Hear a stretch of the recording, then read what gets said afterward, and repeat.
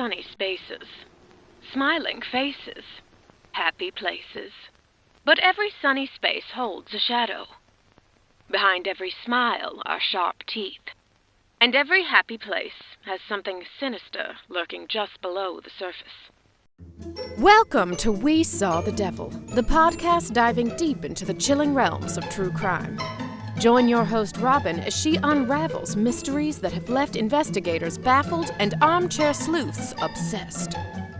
Be forewarned, dear listener.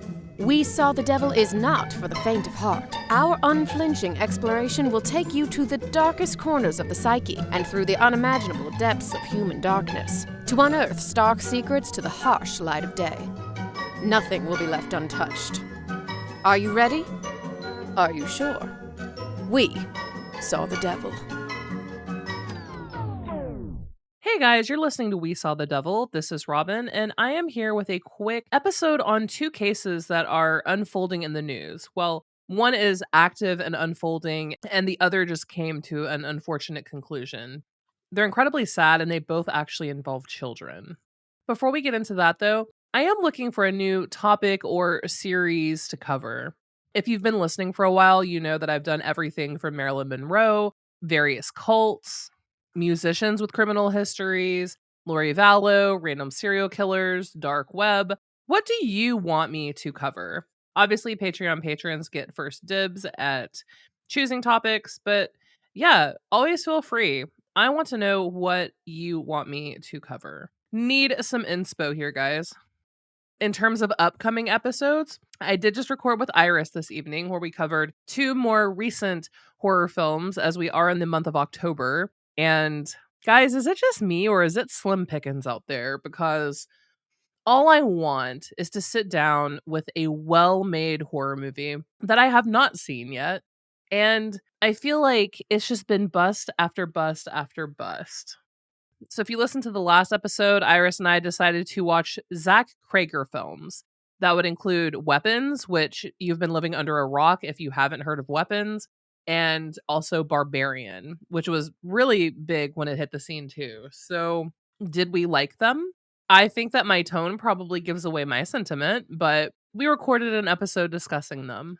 And if you know me, especially in person, you know that I am one of the most laid back individuals known to man. Go with the flow type of person. You know what I mean? Which is pretty much the antithesis of my career as a project manager, but I digress.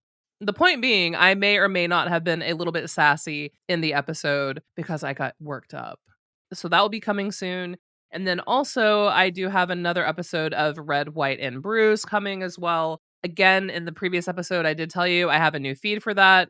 Apple is the only one left. It is finalizing. And then Red, White, and Bruise will be off of We Saw the Devil and on its own feed. So politically, if you disagree with me and you don't even want to see it, you won't have to anymore. If you haven't stopped listening altogether, and then if that is the case, sorry, not sorry, that is your right. Also, side note, because it's that kind of night, I'm a massive fan of Greek yogurt. I love Greek yogurt. Do you guys remember they used to make a yogurt? You could buy it in a cup, I believe, or buy it in a tub. And it had big ass chunks of chocolate chips in it. Like shaved chocolate, but they were thick. Have you seen that? I have looked at every grocery store for probably the last 15 years. Every time I go get Greek yogurt, I look for it. Like a long lost lover. I look for that fucking Greek yogurt and I can never find it. $20 gift card if any of you are listening and know where I can buy that, if they still make it. I haven't even checked Chobani's website, but like, if you know what I'm talking about and you have seen it in your area, let me know and I will give you a finder's fee. Help a sister out, please. Also, guys, TMI, and I don't care because I've been posting about it. I'm relatively open. Apologies to the men's who are listening because y'all, I'm 41 and a couple weeks ago, out of nowhere in the middle of the day, I got this overwhelming, I'm going to pass out. My vision started narrowing. I was like, WTF. I got the worst anxiety, just dread, existential dread. All the anxiety in the entire world hit me all at once. I felt like I was going to pass out. It lasted 20 seconds and then disappeared. And then I started to feel better. Okay. That's happened like 3 times in the last couple weeks. talk to the doctor, you guys. I'm going through perimenopause. I don't know how I feel about that. I wasn't quite prepared for this. And furthermore, as a woman, who did your mothers sit down and tell you, okay, here's what you're going to expect. Here's everything that's going to happen. You're going to feel like this and da da da da da da da. No. Like, I've only heard bits and pieces. Hot flash, right? That's all I knew is hot flash. And I was not and am not prepared. And then I went down the rabbit hole on Reddit and started reading about it and other women's experiences. And as I was reading it, I was slowly losing the will to live. So keep me in your thoughts and prayers and all of that, because guys, I can already tell that this is going to be very interesting and not in a fun way. That being said, quick housekeeping. Again, you're listening to We Saw the Devil. I am your very perturbed and irritated perimenopausal host, Robin. And don't forget to follow the show if you're not. You can follow at We Saw the Devil Podcast on Instagram, We Saw the Devil on Facebook and Twitter. And if you're really bored and you want to follow me, you can do that, I guess, if you want, at Robin_WSTD. Okay? So let's get into it. We're going to start with the current active case of Melodee Buzzard. And before we dive in, I just want to note again that this is an active investigation and that the primary goal here is to locate Melodee and ensure that she is safe. That being said, if you have any information about this case, please contact the Santa Barbara County Sheriff's Office. It is not outside the realm of possibilities that someone listening to a podcast sees the victim or somehow stumbles across it. It's happened a handful of times. So again, if you have any information about this case, please contact the Santa Barbara County Sheriff's Office. And with that, let's start at the beginning. On October 14th, quite literally a week ago, authorities were alerted that Melodee Buzzard was missing. The report came from a school administrator with the Lompoc Unified School District who noticed that the 9-year-old girl had been absent from an independent studies program she had enrolled in back in August. Lieutenant Chris Gottschall from the Sheriff's Criminal Investigations Division specifically praised the school district for their vigilance, stating, Lompoc Unified School District deserves credit for recognizing that something wasn't right, reaching out, and continuing to assist with this investigation. The district followed proper procedures when Melodee failed to pick up assignments. According to their statement in their independent study program, if a student fails to pick up assignments, they're referred back to their school of residence, which then contacts the family. If attendance doesn't begin, the school follows mandatory truancy procedures, like phone calls, letters, emails, and home visits. When a student or a family cannot be reached after these efforts, the school requests a welfare check from law enforcement. Now, here's where things get a little complicated. When authorities began investigating, they initially stated that Melodee hadn't been seen since October 2024, meaning she would have been missing for about a year. But as the investigation progressed, that timeline shifted. The Santa Barbara County Sheriff's Office later confirmed that the last verified sighting of Melodee was actually in August of 2025, when her mother brought her to enroll in the Mission Valley Independent Study School program. But even that timeline has now evolved.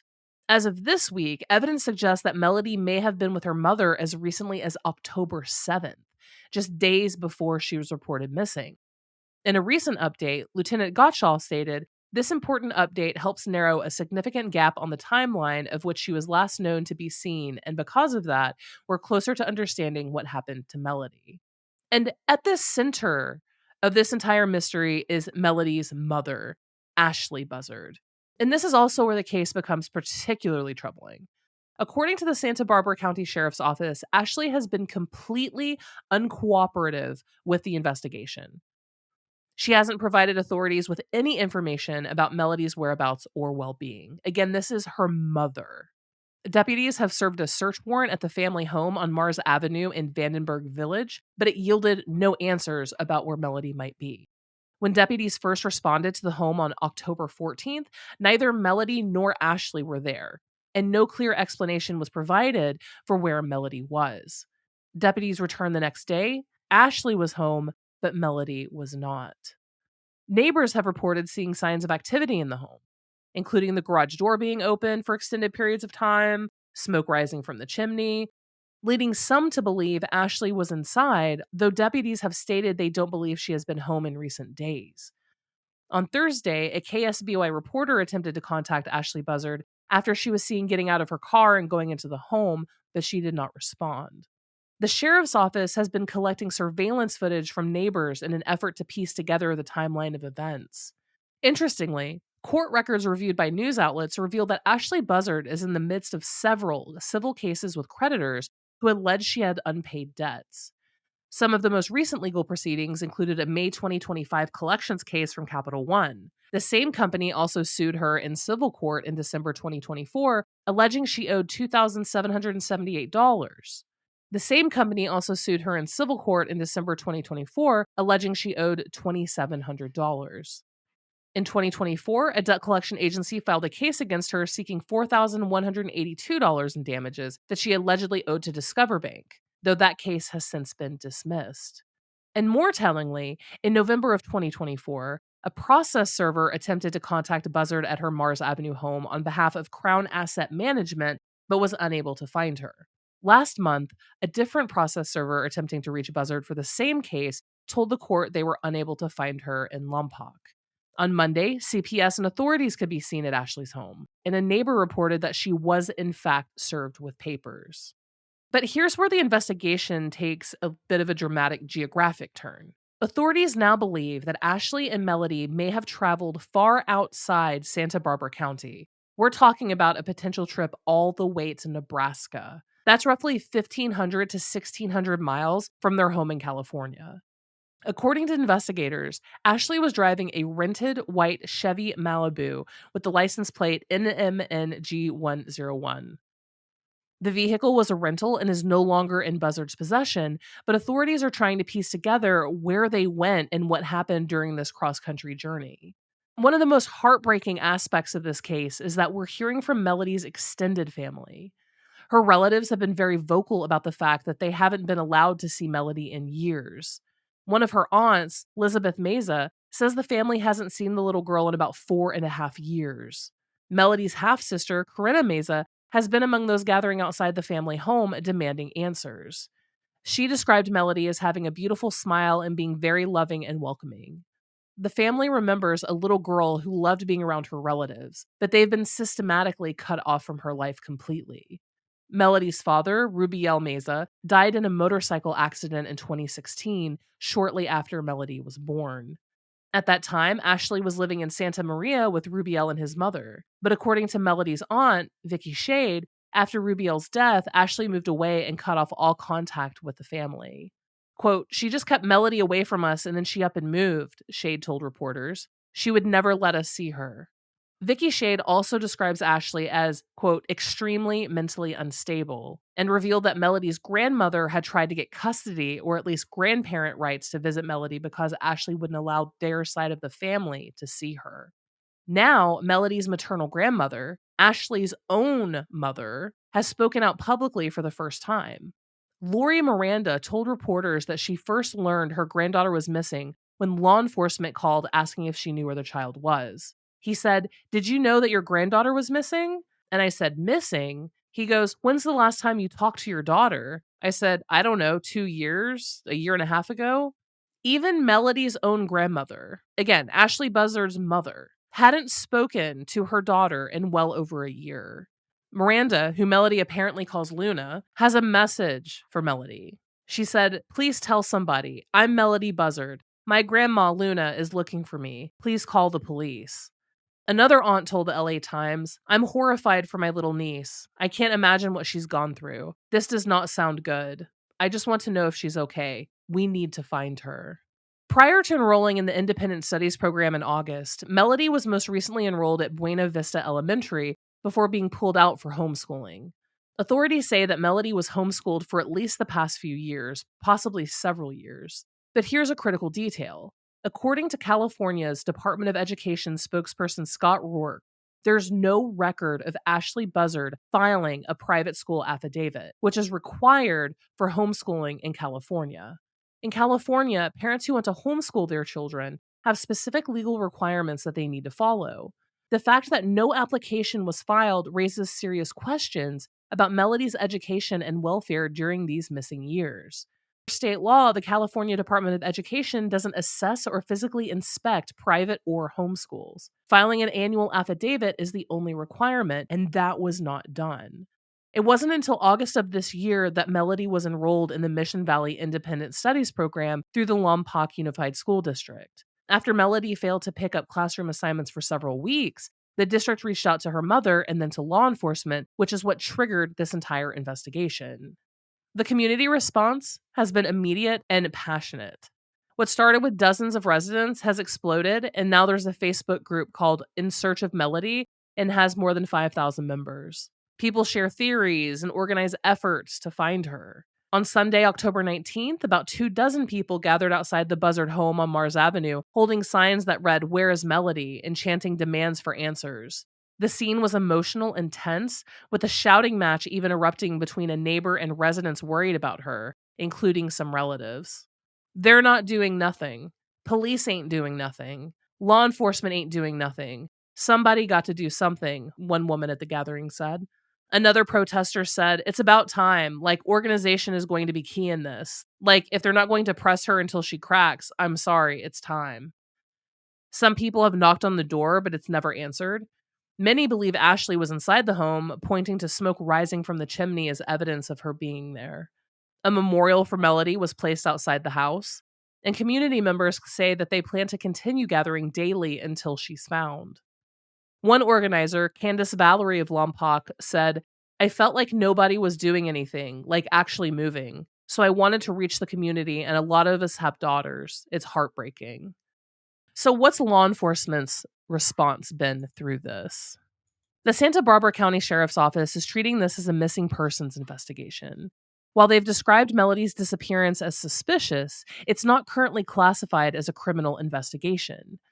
This past Sunday night, October 20th, the FBI's Los Angeles field office announced on social media that it's assisting the Santa Barbara County Sheriff's Office with the case, and that brings additional federal resources to the search for Melodee. When this announcement was made, Elizabeth Meza, one of Melodee's aunts, said it made her feel hopeful knowing that there were more teams searching for her niece. Authorities have conducted a thorough search of the family's residence and continue to follow verified leads in a coordinated manner. Authorities have conducted a thorough search of the family's residence. But let's talk about what makes this case so concerning. First, there's the issue of documentation. The most recent photo authorities have of Melodee is at least 2 years old. For a growing child, that's a significant gap. No one outside the immediate household has recent images of what this little girl looks like now. Neighbors have said that Melodee now may have shorter hair and be even thinner than she appears in the photo. Second, there's the pattern of isolation. Family members report being systematically cut off from Melodee for about the last 4.5 to 5 years. And this isn't just a gradual drift. After Melodee's father died, Ashlee moved away from Santa Maria and refused to let the paternal side of the family see her whatsoever. Melodee's grandmother even tried to get custody or grandparent visitation rights, but was unsuccessful in her petition. Even Ashlee's own mother, Lori Miranda, hasn't spoken to her daughter in over 1.5 years.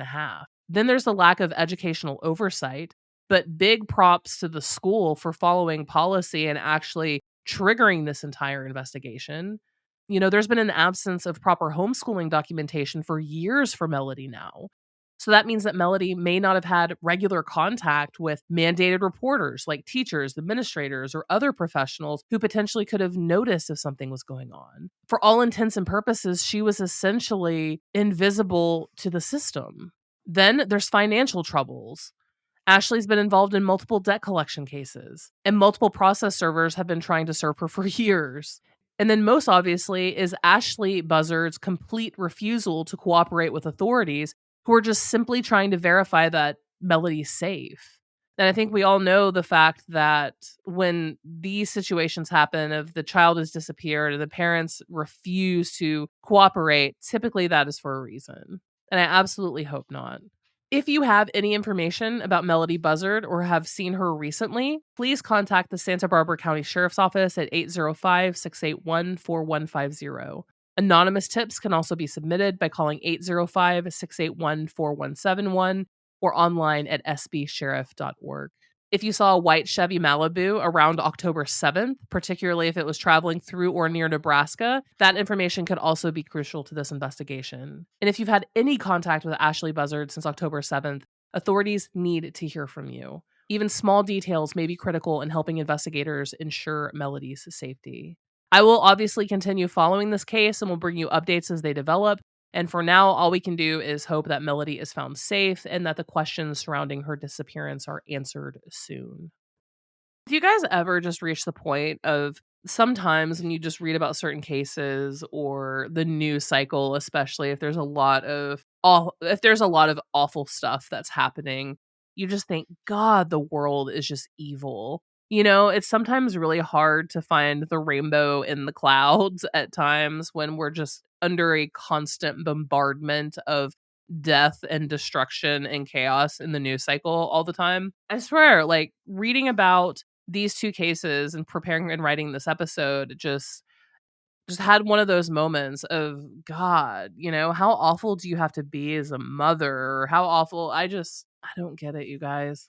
So now we're moving on to another case, and this is the case out of New Britain, Connecticut, that's absolutely devastating. This is the story of 11-year-old Jacqueline Torres-Garcia, who everyone called Mimi.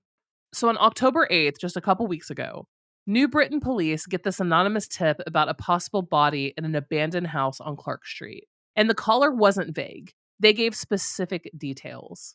They said a guy named Jonathan Nanita picked up a storage tote from the woods near a cemetery, threw it in the back of his Acura, and dumped it at this abandoned property on 80 Clark Street. So police show up, they investigate, and find exactly what the caller described. Inside that storage bin was the body of 11-year-old Jacqueline. According to the warrants, she didn't have recent injuries or trauma that killed her, but she was severely malnourished, starved to death. And here's where it gets even more disturbing. Jacqueline's mom, Carla Garcia, and her aunt, Jacqueline Garcia, both talked to police. And what they said is horrific. Carla told investigators that she and her boyfriend, Jonathan Nanita, who's also the father of her 3 other children, stopped feeding Jacqueline about 2 weeks before she died. They were living in Farmington at the time on Wellington Drive. But it wasn't just withholding food. Carla admitted that they were restraining this little girl with zip ties as punishment when she was acting badly. And get this, Carla's sister Jacqueline was actually sending her photos of Jacqueline tied up with zip ties, lying on the floor on pee pads, documenting the abuse, like actively documenting the abuse. According to what Carla told police, most of this was happening under Nanita's direction. He was calling the shots on the punishments. Jacqueline, the aunt, told police she lived with her sister and Nanita from June to August of 2024. And during those months, she watched this child being abused over and over and over again. Jacqueline was confined to a corner of a room, tied up with zip ties, and denied food. And here's what really gets me. Jacqueline tried to run away twice. Can you imagine being that desperate? But each time, a family member found her and brought her back. And what happened? She was tied up again and punished for trying to escape. In mid-August, Jacqueline left the house. And according to the warrant, she told police that when she left, she knew this child was going to die. She knew it. And Carla later told her that Jacqueline died on September 19th, 2024. After Jacqueline died, Carla said Nanita carried the body downstairs. She claimed she didn't know what he did with it at first, which, come on, but that's what she told police. As the body started decomposing, the smell got so bad that they couldn't stay in the house anymore. So instead of calling police or reporting that their child had died, they just left. They bounced around, staying with friends or in hotels to get away from the smell of their daughter's decomposing body. Eventually, Carla admitted that she knew the body had been put in that storage tote, loaded into Nanita's car, and moved to New Britain when they relocated to a different address on Clark Street at the end of March 2025. The property management company said Carla was supposed to move out of the Farmington place on March 1st, but asked for extra time to clean. She finally turned in the keys on March 28th, almost 7 months after her daughter died and weeks after they'd already moved the body. But there's one detail that absolutely floors me in all of this. During her interview with police, Carla told them that she was about to go on a podcast to talk about what happened to her daughter. She had notes written on her phone and everything, ready to go tell this story on a podcast. I mean, think about that for a second. She was planning to go on a show and talk about her daughter's death like it was just some story to share. Not calling police, not confessing, not seeking help, going on a podcast. Carla Garcia and Jonathan Nanita are both facing murder charges, plus additional charges. Jacqueline Garcia, the aunt who watched this happen for months and admitted she knew the child was going to die, has been charged with child cruelty and unlawful restraint. The Connecticut Office of the Chief Advocate put out a statement saying they're going to do a comprehensive investigation. They specifically said they're looking into DCF's involvement with the family and the whole situation with Jacqueline being pulled out of school for homeschooling. And that's the question that keeps coming up in cases like this. How does a child just disappear from the system? Jacqueline was taken out of school for homeschooling, which meant she had no daily contact with teachers or other adults who might have noticed something was seriously wrong. No mandated reporters, no one checking on her welfare. She became invisible. And when kids become invisible, terrible things can happen. Melodee Buzzard, who I was just talking about. The Office of the Chief Advocate said in their statement, "Our hearts go out to all who loved and cared for Mimi. No child should ever have to endure what she endured." And they're right. No child should endure being starved, restrained, confined, and ultimately left to die, all while the adults around them either inflicted the abuse or watched it happen and did nothing. Jacqueline Torres-Garcia was 11 years old. She should be in school right now, playing with friends, being a kid. Instead, she tried to escape, tried to survive, and ultimately lost her life to the very people who were supposed to protect her. This case is also ongoing, and I will continue to cover it as more information comes out. But that's it for today, guys. That's all that I have. I just wanted to cover those really two quick news pieces. One is active, one is unfortunately solved, but working its way slowly through the court system. But that is all that I have for you today, guys. Again, don't forget to follow the podcast, especially on Instagram. You can do that at We Saw the Devil Podcast, on Facebook and Twitter at We Saw the Devil, and me at Robin_WSTD. And yeah, that's it. Until next crime.